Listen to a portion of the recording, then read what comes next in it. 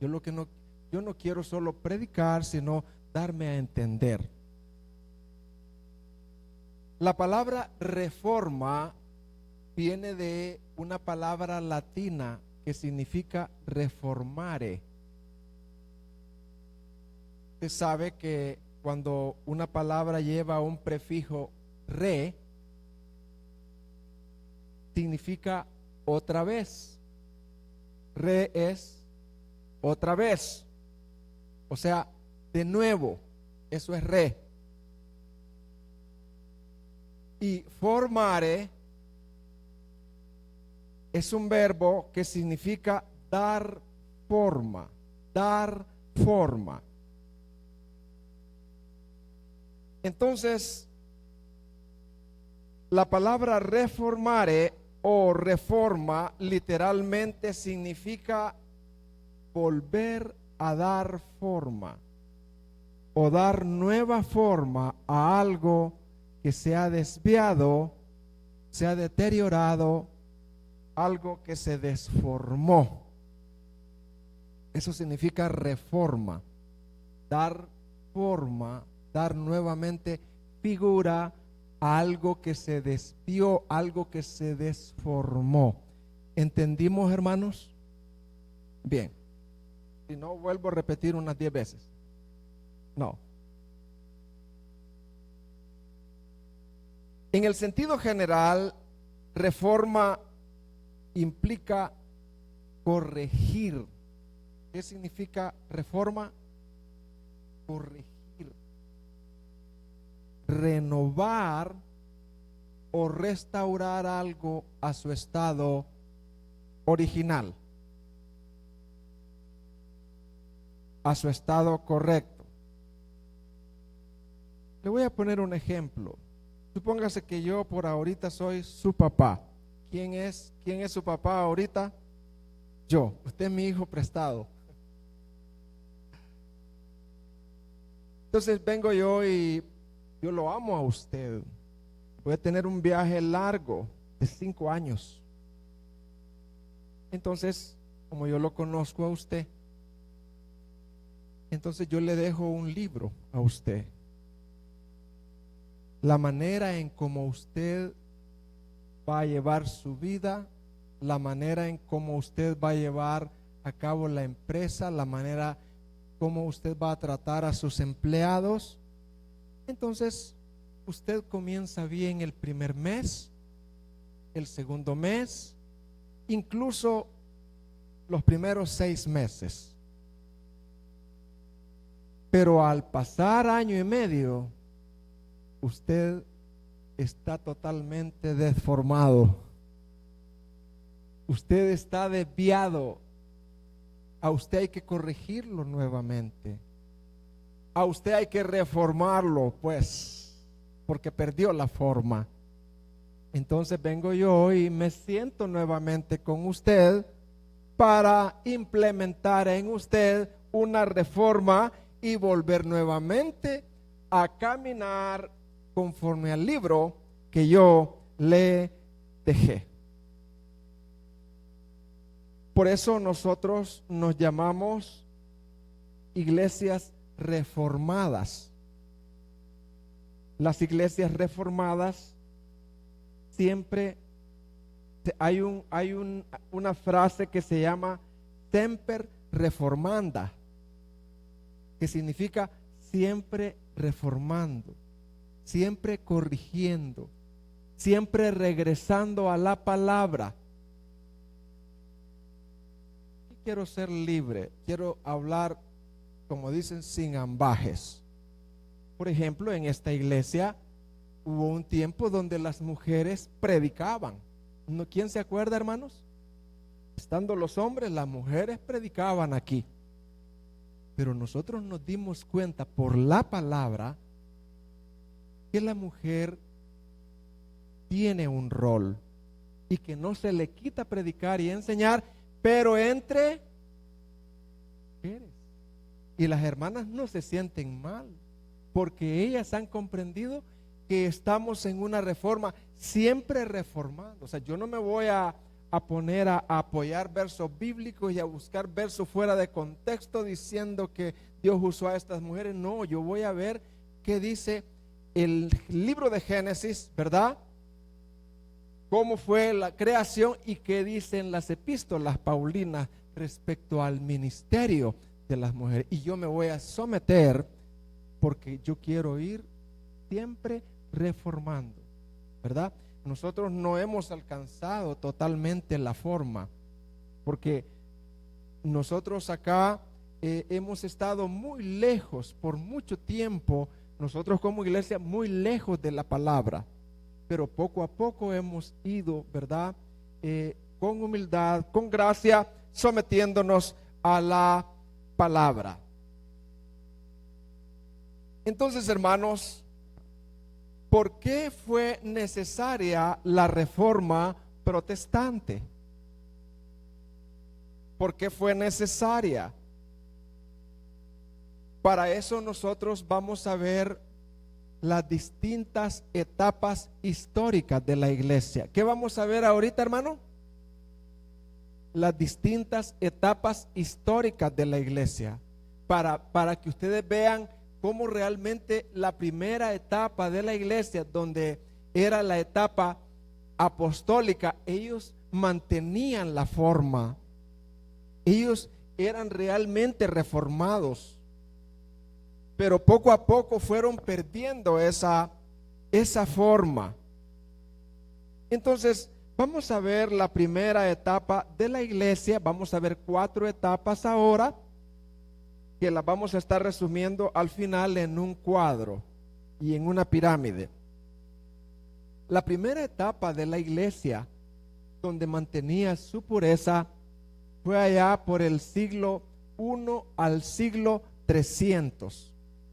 A esa iglesia, a esa etapa de la iglesia se le llamaba la iglesia primitiva. ¿Cómo se le llamaba?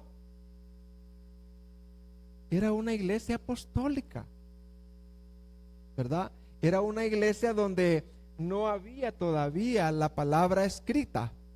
La palabra, las enseñanzas de Jesús todavía no se habían escrito, pero Jesús las había enseñado a los 12 apóstoles.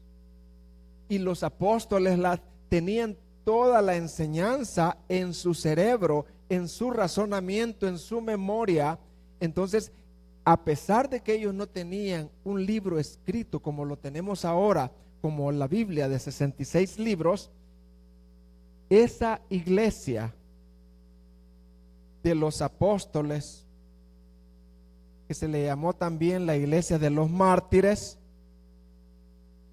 después de la ascensión de Cristo, esos primeros cristianos comenzaron y se reunían no en catedrales, hermanos, ni en templos como hoy. Se reunían en casas, eran bien sencillos. ¿A dónde se reunían, hermanos?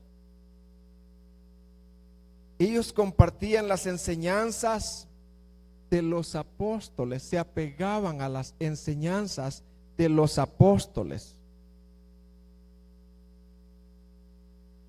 La oración, eran hombres y mujeres de oración, eran hombres y mujeres de comunión, predicaban el evangelio de una manera pura.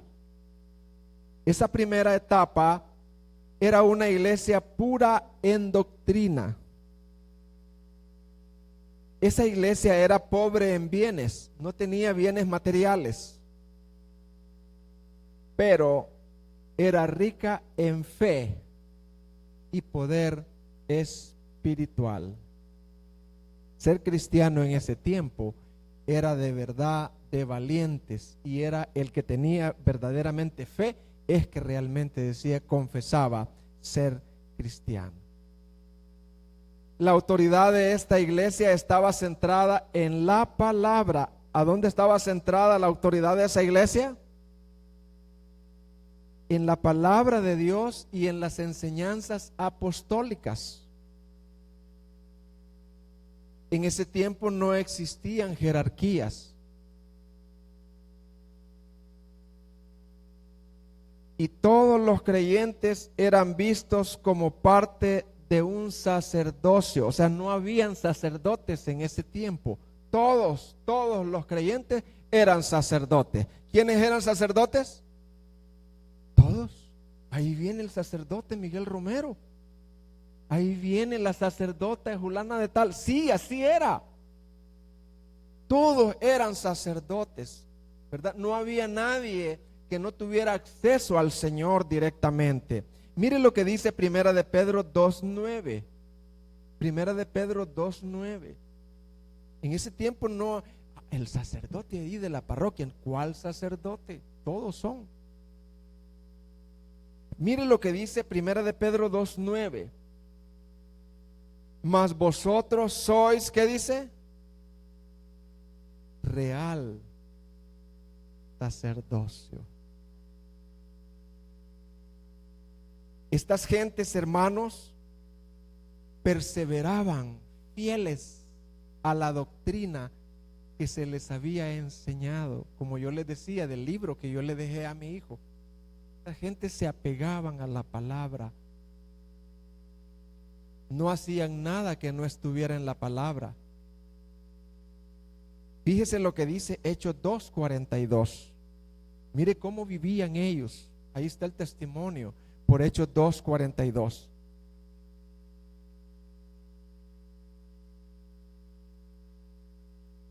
Dice, y perseveraban en la doctrina de ¿quién dice? De los apóstoles. ¿Cuál era la doctrina de los apóstoles? La doctrina de Cristo. Cristo les había enseñado a los apóstoles y los apóstoles les enseñaban a ellos. No había nada más, no había inventos. Y perseveraban en la doctrina de los apóstoles, en la comunión unos con otros, en el partimiento del pan y en las oraciones. Estas gentes eran fieles a la forma de la doctrina.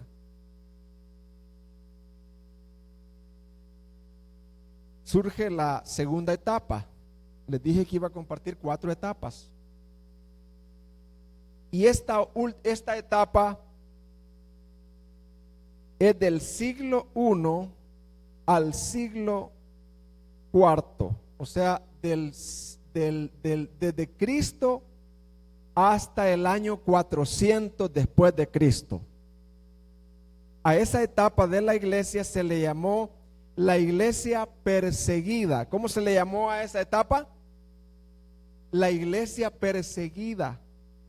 O sea, la iglesia no se reunía en templos, se reunía debajo de los árboles, debajo de los peñascos, se reunía en catacumbas oscuras, se reunían a escondidas. Por eso se le llamó la iglesia perseguida, o sea, la iglesia mártir. Durante 300 años los cristianos fueron perseguidos. ¿Por quién? Por el Imperio Romano. ¿Por qué los perseguían? Porque los cristianos eran fieles al Señor. Los cristianos no adoraban a César, no le rendían adoración a César, a los césares, porque a los césares se les tenía a algunos como deidades y había que ofrecerles incienso, y los cristianos se rehuían a hacer eso porque respetaban la forma de doctrina.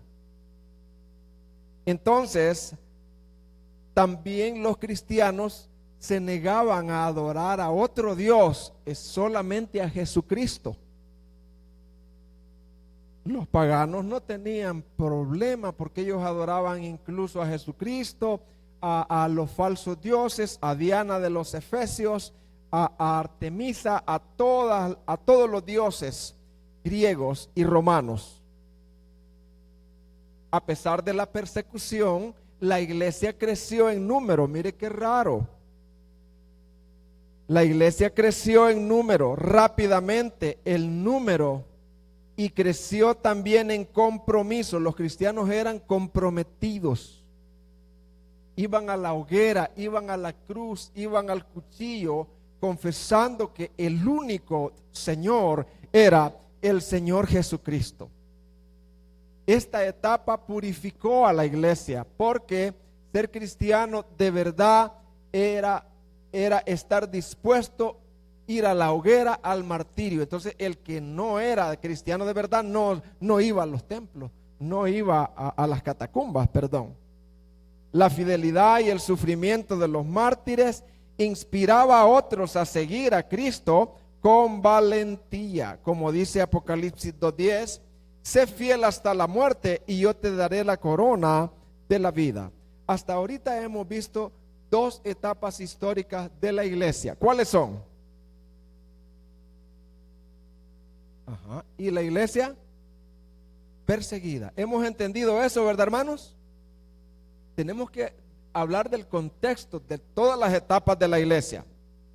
Ahora viene la tercera etapa, que se llama la iglesia imperial. La iglesia imperial fue allá por el año 400 hasta el año 500. También a esta iglesia se le llamó de perseguida a poderosa. En ese tiempo hubo un emperador que se llamaba Constantino. Dice la historia que Constantino, en una guerra, Constantino perseguía a los cristianos también, al igual que otros emperadores. Pero dice la historia que Constantino, en una guerra, vio él una cruz, y entonces él invocó al nombre de Dios y Dios le dio la victoria. Se dice que Constantino se convirtió al cristianismo. Entonces imagínese un emperador romano, la máxima autoridad del mundo, convertido al cristianismo. ¿Qué pudo haber hecho este? Entonces ahí surge un edicto que es bien famoso, que se le llama el Edicto de Milán, en el año 313. ¿Y qué decía el Edicto de Milán? Que el cristiano era libre de poder adorar a su Dios, de poder adorar a Jesucristo. Y en ese tiempo, Constantino proclamó al cristianismo, Constantino era romano, proclamó al cristianismo como la religión oficial del Estado. ¿Cómo la proclamó? Lo que antes era una fe perseguida, entonces los cristianos salieron de las catacumbas, salieron de los escondites, y se convirtió entonces la iglesia en una institución política. En una institución política. La iglesia ganó poder. ¿Qué ganó la iglesia? Poder. Ganó riqueza, ganó influencia, pero empezó a alejarse de la esencia espiritual, de la forma. Comenzó la formación, ahí comienza la formación, no del catolicismo, sino del catolicismo romano. Porque católico significa iglesia universal. Todos somos católicos, porque somos parte de la verdadera iglesia universal. Lo que no somos nosotros es católicos romanos. Ahí en esa etapa comenzó el catolicismo romano, y ahí fue donde comenzó a corromperse. Por eso dice Primera de Timoteo 6:10. Mire lo que dice, eso da miedo. Porque raíz de todos los males, ¿qué dice? Es el amor al dinero. Yo siempre bromeo y le digo, ¿qué cree usted que yo haría con 10 millones de dólares? Y los que no saben, me dice, usted construiría esto y esto y esto y esto. Te equivocaste, le digo. Yo me descarriaría. Por eso Dios no me los da. Por eso Dios da coyol quebrado, coyol comido. Dios sabe cómo lo mantiene a uno, hermano, cómo lo tiene a uno. Dios no cubre así todas las necesidades de una manera como uno quisiera. Él sí cubre las necesidades porque Él es fiel, pero Él no le da más de lo que uno necesita. Así que estemos contentos, hermanos. Y aquí surge la cuarta etapa de la iglesia, que se llama la iglesia corrupta. ¿Cómo se le llama? La iglesia corrupta. La iglesia necesitada de una reforma. Eso fue ya en el siglo VI hasta el año de 1500. A ese tiempo se le llamó el tiempo de la oscuridad espiritual. La oscuridad espiritual y doctrinal. Con el paso de los siglos, la Iglesia Católica Romana acumuló cada vez más poder político y económico, pero al mismo tiempo se alejó de la palabra de Dios, se alejó de la forma. Y aquí hay algunas características de la iglesia corrupta. Corrupción moral entre líderes. Era normal entre los papas, 5 amantes, tantos hijos, lujos, nepotismo, inmoralidad, para poder recaudar fondos y construir la catedral de San Pedro. Se vendían pedazos de cielo. ¿Qué se vendían? Pedazos de cielo. El hermano Rubén, aunque fuera un borracho, drogadicto y adúltero, perdón, hermano, y lo que fuera, con tal de que Rubén pagara X cantidad, él ya tenía reservado un pedacito de cielo. Y si el abuelo y bisabuelo de Rubén había ido al purgatorio, ¿verdad? Porque ahí se inventó la doctrina del purgatorio, o sea, estaba en el infierno. Entonces Rubén pagaba para menguar de 1000 años que había destinado al purgatorio esa persona. Depende de lo que Rubén pagara, así le ahorraba 500 años en el purgatorio. Pero es que eso era real, hermano, así. Entonces a eso se le llamaba la venta de indulgencias. ¿Cómo se le llamaba eso? Se ofrecía perdón por pecados a cambio de dinero. Se prohibió a leer la Biblia en el idioma del pueblo. Solamente la Biblia existía en latín y en los originales, arameo, griego y la Biblia en latín. La autoridad máxima era el Papa, y el Papa estaba por encima de las sagradas escrituras. Era un sistema religioso basado en el miedo y no en la gracia del Señor. Acá es donde entró lo que se llama el sincretismo religioso. ¿Qué es sincretismo?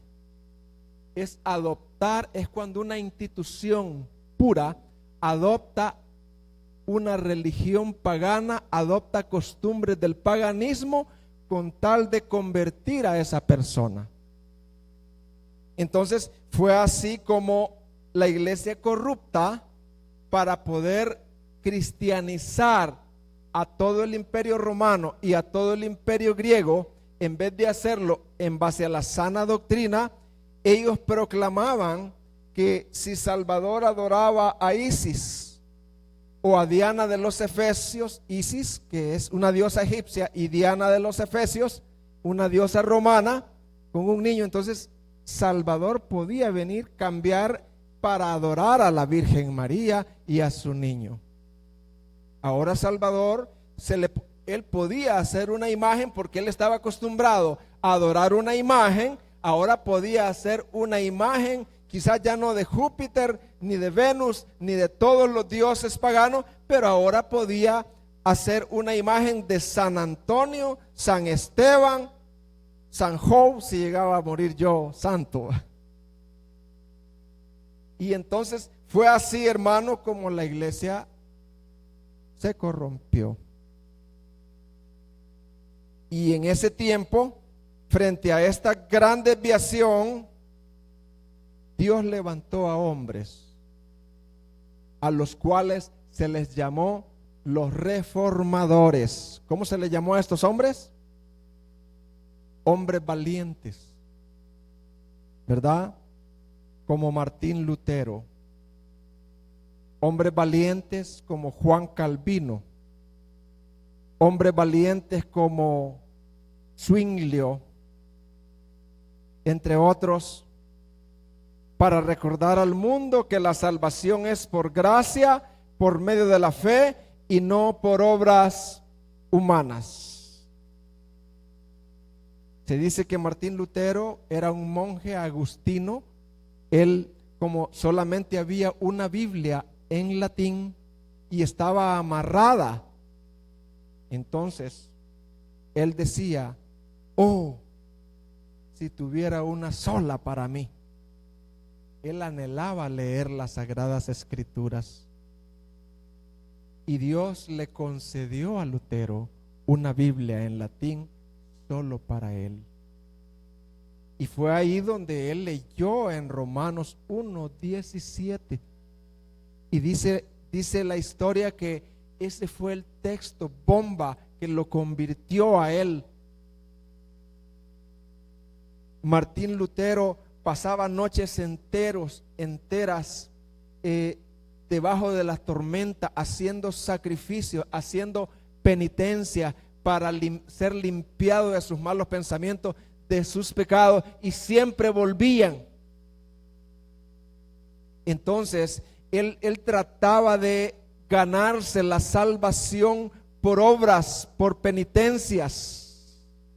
Y él lloraba, se confesaba hasta 3 horas, porque él creía que la confesión con un párroco le iba a limpiar de su pecado, hasta que él encontró el famoso texto de Romanos 1:17 y dice: el justo por la fe vivirá.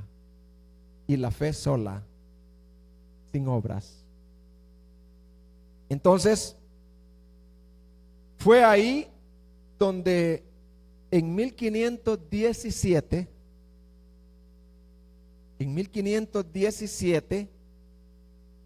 el 31 de octubre, Martín Lutero, indignado, ya no soportaba, hizo 95, se le llama al escrito de Lutero, un cartelón grande escrito, se le llama las 95 tesis.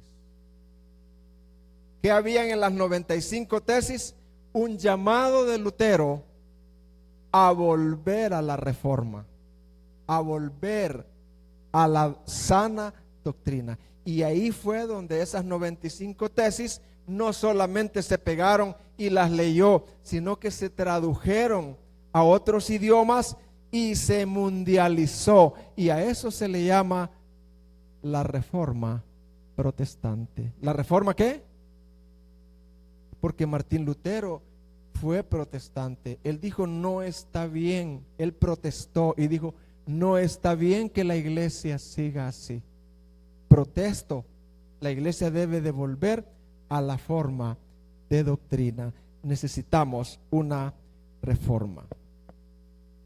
Antes de Lutero hubieron grandes hombres, hombres de Dios que precedieron a Lutero, hombres de Dios que dieron sus vidas, a otros como no pudieron quemarlos y murieron antes de que los quemaran, el catolicismo romano y porque el catolicismo romano, quiero decirles, hermanos, que la iglesia católica no es iglesia.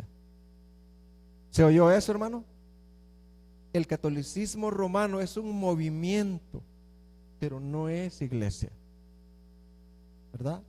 Porque blasfema, o sea, en la misa blasfema contra Dios, porque la misa es un sacrificio cuando el único sacrificio ya fue hecho una vez y para siempre. Pero la misa es un sacrificio donde el pan y el vino se convierten literalmente en la sangre de Jesucristo, según ellos. O sea, totalmente es una blasfemia en contra de Dios. Entonces, como vamos a verlo ahí al final, hubieron grandes reformadores, como por ejemplo John Wycliffe en 1320 a 1334 en Inglaterra, Juan Hus, que fue quemado en la hoguera, Jerónimo de Praga, 1300 en Bohemia, Savonarola y Pedro Baldo y otros que no fueron famosos, pero sí fueron reformadores que pagaron con sus vidas para nosotros tener una Biblia. Uno de los pecados que se le atribuye a Martín Lutero es que él tradujo la Biblia de los originales al alemán, tanto el Nuevo Testamento como el Antiguo Testamento. Y luego Wycliffe tenía carga por traducir la Biblia al inglés. Fue la primera Biblia en inglés, Wycliffe Bible. Entonces, esos eran los pecados de los hombres, porque la Iglesia Católica Romana quería tener el poder siempre, no quería que la iglesia leyera la Biblia. Entonces fue de esa manera como ellos pagaron un precio. Veamos el PowerPoint, por favor. Ahí está. Vean el PowerPoint. Solo es un repaso. No, primero, solo la primera. Solo la primerita. Vamos a ir por etapas. Excelente. Esa era la iglesia apostólica del año 30 al año 100, fundada por Jesús. Era una enseñanza pura y adoraban solo a Dios. Esa es la pirámide. La pirámide, la base es buena, pero a medida va ascendiendo, se va corrompiendo. Veamos la segunda etapa de la iglesia. Iglesia perseguida del año 100 al 313. Mantenían la fe en secreto, vivían en las catacumbas. Martirios frecuentes. La comunidad estaba centrada en Dios y en la palabra. Veamos, ya cambia de color, mire.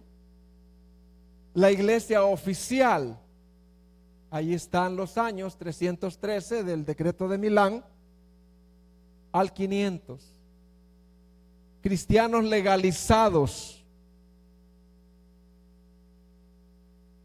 Ahí surge que los paganos, como dejaban los grandes templos, entonces esos templos, esas catedrales inmensas, fueron regaladas a la iglesia oficial. Construcción de grandes templos. La jerarquía era más fuerte. Por ejemplo, el catolicismo está jerarquizado así. La autoridad más alta del catolicismo es el Papa. Debajo de él están los cardenales. Los cardenales son los asesores, los consejeros del Papa. Debajo de los cardenales están los obispos. y debajo de los obispos están los curas, que se les llaman los padres de parroquias, y debajo de ellos están los diáconos, los ayudantes de los curas o de los sacerdotes. Más o menos así está jerarquizada. Veamos la última etapa. Iglesia corrupta, sincretizada. Ahí está el año. Poder y riqueza, veneración de santos y María, reliquias y sincretismo. Digamos, hermanos, no, después de esa hay otra, ¿verdad? Vamos a la primera. Hermanos, es que no es razonable, hermano. ¿A quién está adorando ahí el Papa, hermano? Está adorando a una estatua de yeso, de madera. Y que uno puede decir, pero ¿y cómo es posible? Un hombre tan inteligente que sabe como 20 idiomas, maneja la cultura, maneja la historia, sabe bien, ya se le ha dicho, ha sido expuesto, pero ¿cómo es posible que este hombre no es que está venerando, está adorando a María? Solo hay una respuesta: los ojos de ellos no les han sido abiertos. Pero ¿y por qué usted, que es caitudito, sin letras, comparado al Papa? Estos hombres son tremendos. Un caitudito, pipil. Es porque a Dios le plació abrir los ojos del entendimiento. Usted le puede decir a un idólatra: mira, levantarle las naguas, mira lo que hay debajo, no hay nada, mira. Pero esa persona, lo que va a usted lograr es enojárselo y echárselo de enemigo. Porque no es con ejército ni con espada, es con el Espíritu Santo. Entonces, hermanos, el sincretismo, miren lo que dice el sincretismo: mezcla, combinación de creencias religiosas, costumbres o culturas diferentes. Es una mezcla, es el sincretismo. Por eso el catolicismo, ¿verdad? Sin temor a ofender, porque es la historia. O sea, está lleno de sincretismo, está llena de costumbres que saber de dónde, ¿verdad? Una mezcla, ¿verdad? Hasta las prostitutas tienen su propio santo. O sea, es asqueroso, hermano. Una mezcla de lo pagano, de lo vulgar, con aquello que es la verdadera doctrina. Porque hay cosas que sí son de la Biblia, pero están mezcladas, están sincretizadas ahí, ¿verdad? Y ahí está. Y usted va a los políticos altos, gentes, vicepresidentes, ministros, y ahí están humillándose ante un palo. Entonces, ¿qué podemos decir nosotros? Veamos, sigamos. Si usted le dice a uno de ellos: porque hay un solo Dios y un solo mediador. No, María no es mediadora, San Pablo no es mediador. Sus cuerpos están en la tumba, sus almas están en un lugar donde no pueden mediar, porque para ser mediador se necesita ser Dios y hombre. Y usted le dice: hay un solo mediador. ¿Cuántos mediadores hay? Uno solo. Hay un solo Dios y un solo mediador, Jesucristo hombre. Para ser mediador se necesita ser hombre y Dios. Para llegar a Dios y para llegar a los hombres, María no puede ser mediadora, no puede. Jesucristo hombre, dice, el cual se dio a sí mismo en rescate por todos, de lo cual se dio testimonio a su debido tiempo. Y ahí está la cita. Ahora, yo he puesto una puerta ya cerrada. ¿Por qué la persona de la tradición católica romana no entiende eso? ¿Y por qué nosotros entendemos? Por una sencilla razón: la puerta está cerrada. Hay un candado bien puesto que el enemigo lo ha puesto, y Dios ha entregado a esa persona a ese juicio. El Dios de este siglo, dice, cegó con un candado el entendimiento de los incrédulos para que no les resplandezca la luz del Evangelio.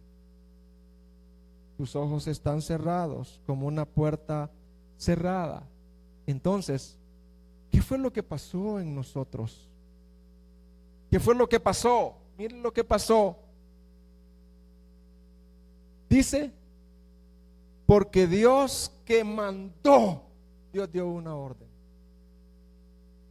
y dijo: Rubén me va a conocer y va a ser liberado. ¿En qué fecha fue, hermano Rubén? ¿En qué año? 2005. Rubén va a salir, y Dios mandó, dice, porque Dios que mandó que de las tinieblas resplandeciese la luz, es el que resplandeció en nuestros corazones para la iluminación del conocimiento de la gloria de Dios en la faz de Jesucristo. El católico romano no puede decir Jesucristo es mi único Salvador. Él no puede decir eso. Él puede decir Jesucristo es mi Salvador, porque también María es salvadora para ellos, porque San Pablo es salvador para ellos. Ellos interceden por él. Por eso nosotros creemos que Jesucristo es nuestro único y suficiente Salvador. Ahora, hermanos, después de haber explicado eso, ¿cuáles serían las aplicaciones generales para nosotros hoy? Ya hemos visto eso. Gratitud. ¿Qué debe de haber en nosotros, hermanos? Gratitud. ¿Por qué a mí y no a otros? ¿Por qué a mí y no a otros? ¿Saben en qué año vino el Evangelio a El Salvador, a Ilopango? En 1888. Dios puso a un misionero de los Estados Unidos, Thomas B. Wood, y a su esposa. Fueron enviados desde Estados Unidos hace 137 años. El enemigo estaba como un dragón aquí, haciendo de las suyas, en sus anchas. Y Dios dijo en 1888, exactamente en ese año, yo voy a enviar a un misionero con su esposa a El Salvador. Hermanos, ¿por qué no lo envió 100 años después? Wow.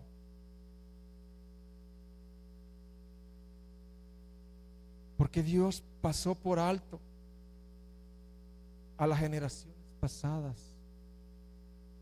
Yo sé que los que tenemos 60 años acá, nuestros bisabuelos no conocieron ni el Evangelio, hermano. Pero yo sí, y usted también. ¿Y por qué los pasó por alto a ellos, pues? Y a nosotros nos alumbró. ¿Por qué, hermanos?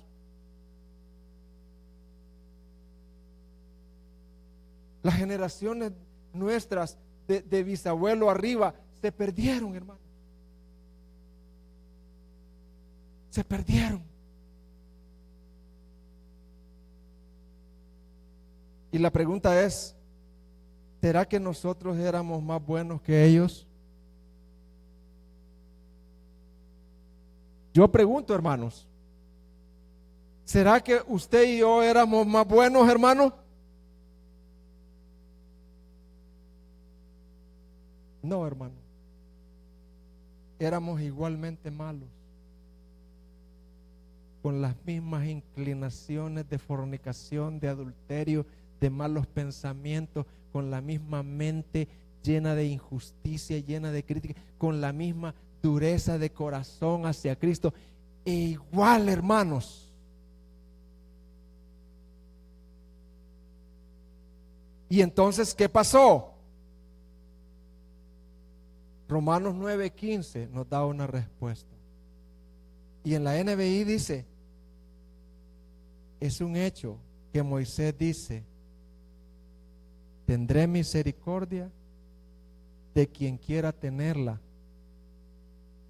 y seré compasivo con quien quiera serlo. ¿Sabe por qué Dios salvó a mi esposa y a mí y no a nuestros bisabuelos? Porque Él así lo quiso. ¿Por qué, hermano? Él así quiso. Voy a salvar a Elsie de ahí de San Alejo, una idólatra que va para el infierno igualmente que sus tatarabuelos, pero la voy a salvar a ella. Y también voy a salvar a un hombre terrible, impío, de allá del Rosario, de Morazán. Lo voy a salvar a él, y a los demás los voy a pasar por alto, porque así lo quiero yo y porque los amo, no por ningún mérito humano, sino por mi amor.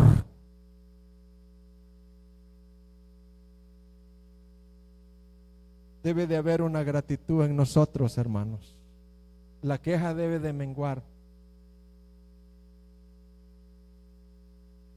Cuando la queja venga y diga, y yo que no tengo esto, y yo mire que problemado, ¿y cuál es tu futuro? Pues Beto, una morada en los cielos con mi Señor, donde no habrá llanto, tristeza, ni dolor, ni lamento, ni pecado. Beto, ¿habrá algo por qué usted debe de seguirse quejando? Prohibido para Beto. Y si se queja es pecado, hay que pedir perdón, Beto, ¿verdad? Porque abogado tenemos. Pero hermano, la vida del cristiano es una vida de gratitud. Enfermo, pero agradecidos. Emproblemado, pero agradecidos. Porque Dios quiso salvarnos. Y porque Dios nos amó sin mérito, Romeo, sin mérito. Fue su amor. ¿Qué fue, hermanos? Su amor. Deuteronomio 7, del 7 al 8. Mire lo que dice.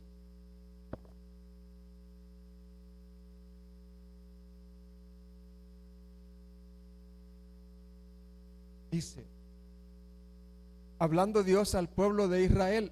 ¿Sabe quién era el pueblo de Israel comparado a las demás naciones? El más rebelde. ¿Quién era Israel, hermano?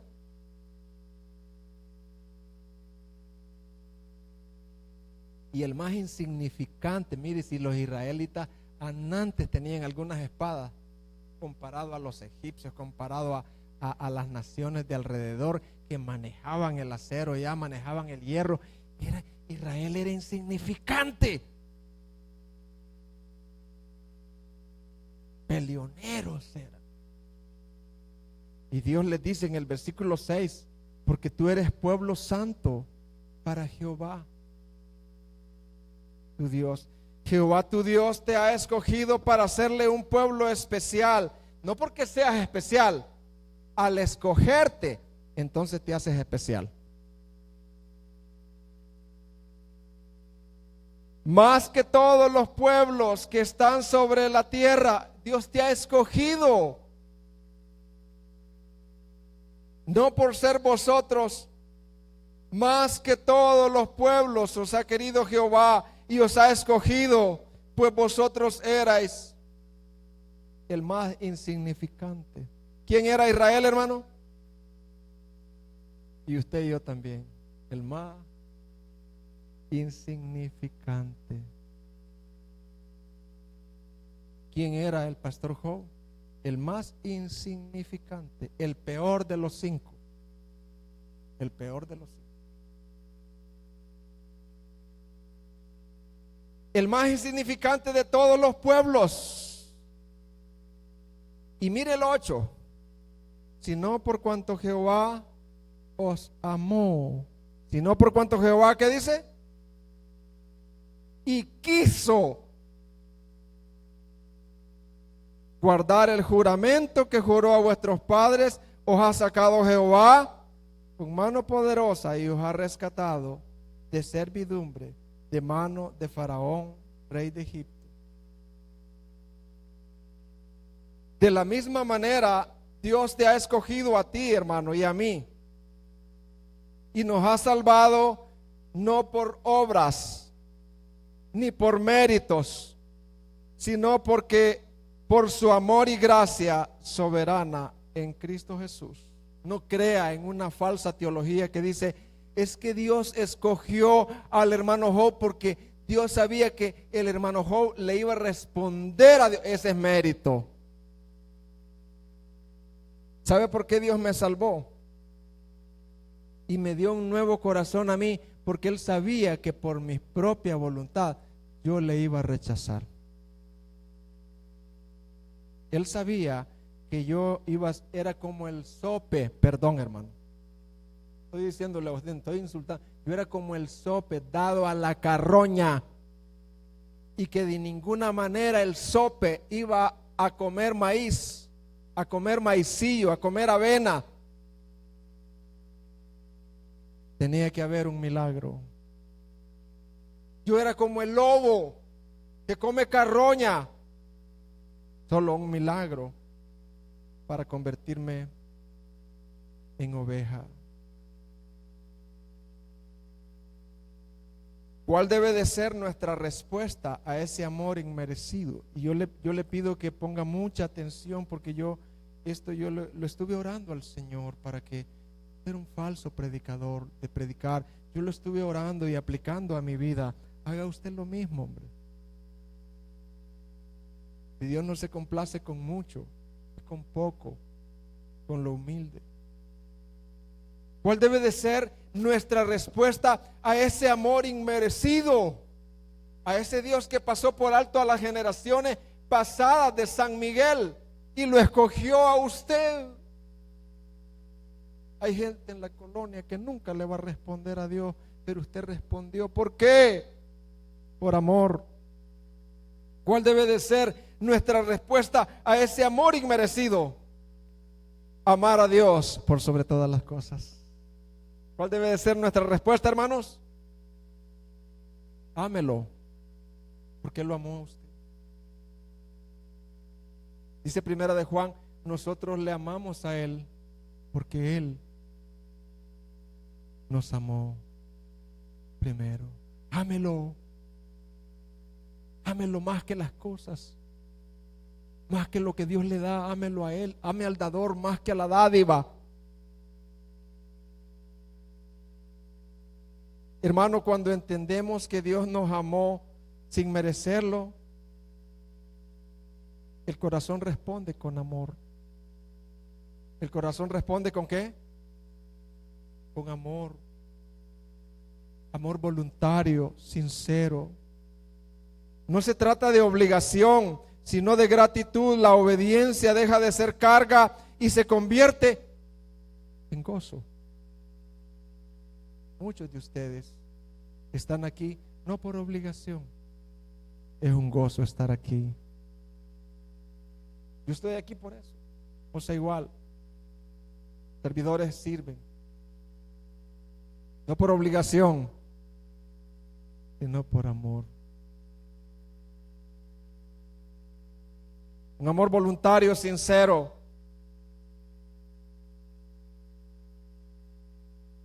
¿Cómo debemos de responder a ese Dios?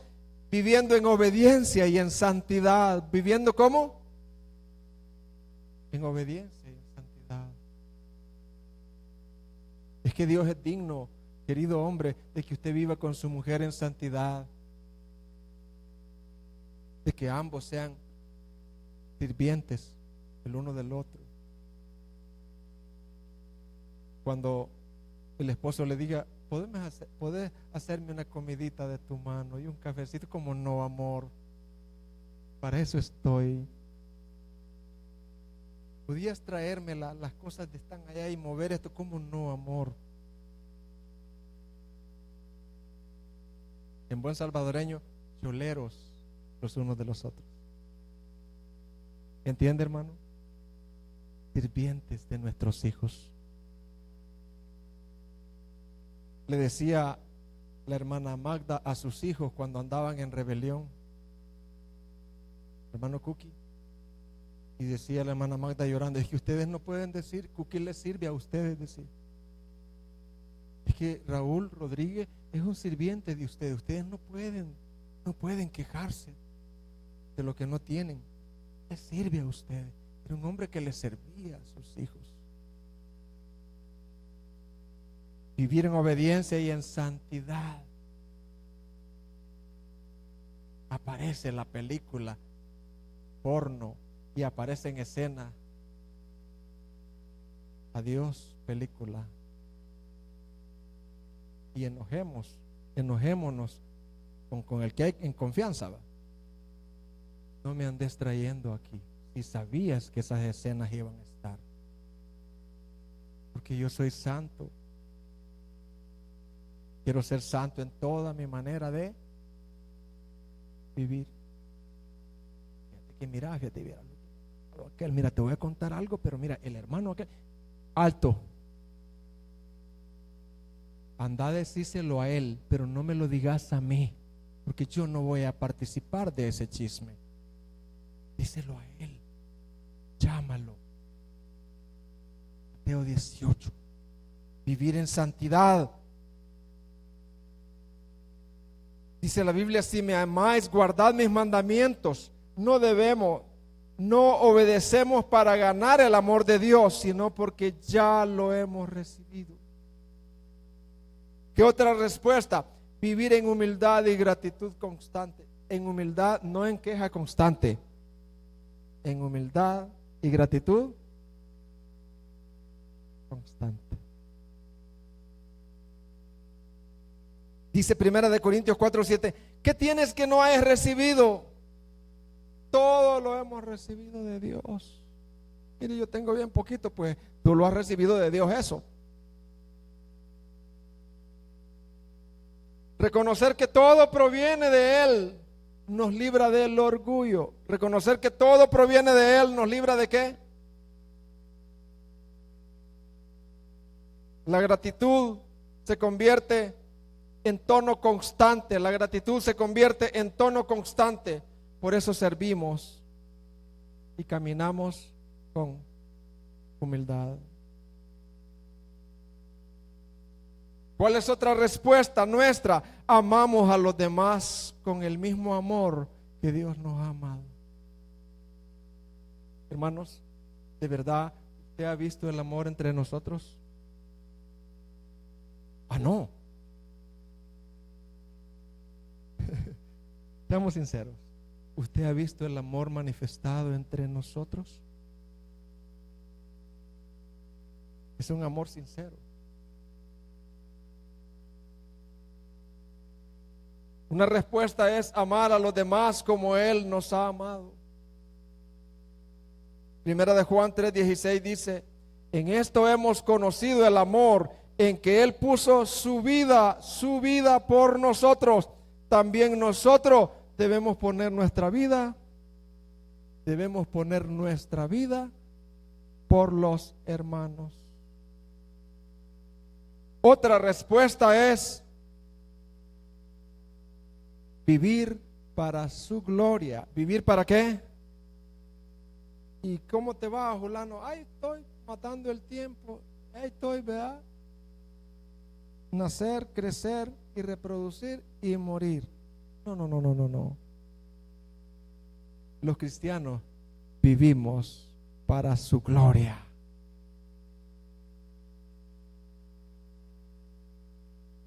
Todo lo que hacemos, trabajo, familia, servicio, conducta, es para su gloria. Todo aquello que no apunte su gloria, yo tengo que pedirle perdón. Mire, hermano, de allá de la fragua, perdón, yo lo ofendí ayer, eso no glorifica. Perdón, hermano, te ofendí, hermano, no glorifiqué a Dios.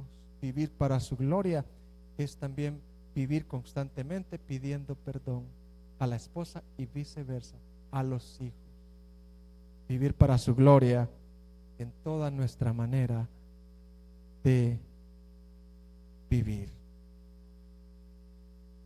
Y como yo sé que aquí hay personas oyentes que no son bautizados, que están de oyentes, no todavía son miembros de esta iglesia. Usted es un oyente. Querido, ¿no crees que el hecho de estar acá no es una mera casualidad? No, yo fui ahí porque me invitaron. No, no es una casualidad. Todos, de alguna manera, fuimos invitados y fuimos por ir. Pero querido y querida, ¿no crees que solo el hecho de que estés oyendo la palabra hoy no es una casualidad? Y Dios tiene un propósito con tu vida, porque Dios te conoce. Y Dios, como te conoce, no solo quiere resolver tus problemas, sino el problema mayor, tu pecado que no ha sido perdonado, y en tu vida no hay paz. Porque así dice la Biblia, no hay paz, dijo Dios, para los impíos. Haces esto, haces lo otro, pero hay un vacío en tu corazón. No hay paz, no hay gozo. Solo lo hay cuando la refri está llena y cuando el cheque es un poco gordito. Pero de ahí se te derrumba todo. Querido, el hecho de que hayas venido hoy y que sientas el deseo de venir a la iglesia, Dios tiene un plan y desea que te arrepientas y pongas tu fe en Jesucristo. Inclinemos el rostro, por favor. Señor, gracias. Señor, gracias. Gracias por tu amor para mi vida. Bendito seas, Señor. Bendito y alabado seas.